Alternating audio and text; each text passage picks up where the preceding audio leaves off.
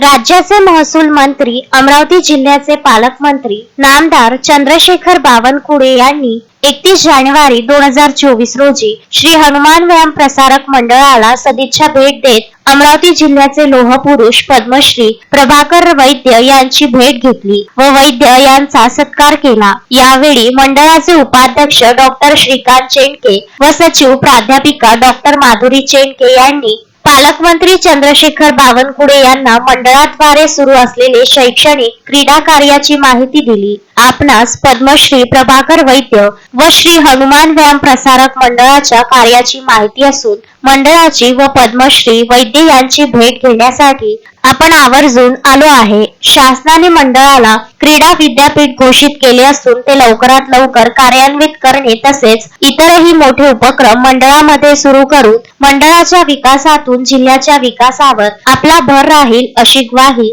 नामदार चंद्रशेखर बावनकुळे यांनी दिली। श्री हनुमान व्यायाम प्रसारक मंडळ व पद्मश्री प्रभाकर वैद्य यांच्या भेटीसाठी आलेले पालकमंत्री चंद्रशेखर बावनकुळे यांचे स्वागत मंडळाचे उपाध्यक्ष डॉक्टर श्रीकांत चेंडके, सचिव प्राध्यापिका डॉक्टर माधुरी चेंडके, कार्याध्यक्ष डॉक्टर प्रशांत देशपांडे, प्राध्यापिका दीपा कानेगावकर, प्राध्यापक प्रणव चेंडके सह सर्व पदाधिकारी यांनी केले। यावेळी पालकमंत्री बावनकुळे यांनी मंडळातील राष्ट्रीय व आंतरराष्ट्रीय स्तरावर यशस्वी विद्यार्थ्यांशी संवाद साधत त्यांचे कौतुक केले।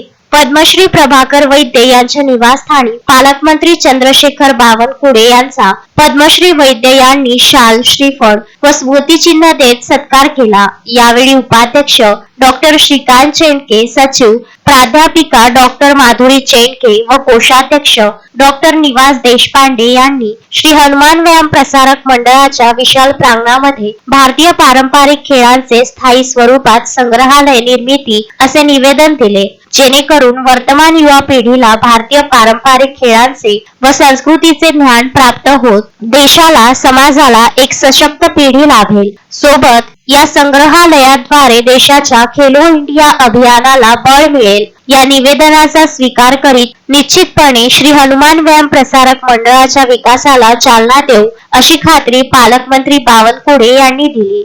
Vidarbha news bureau, Amravati.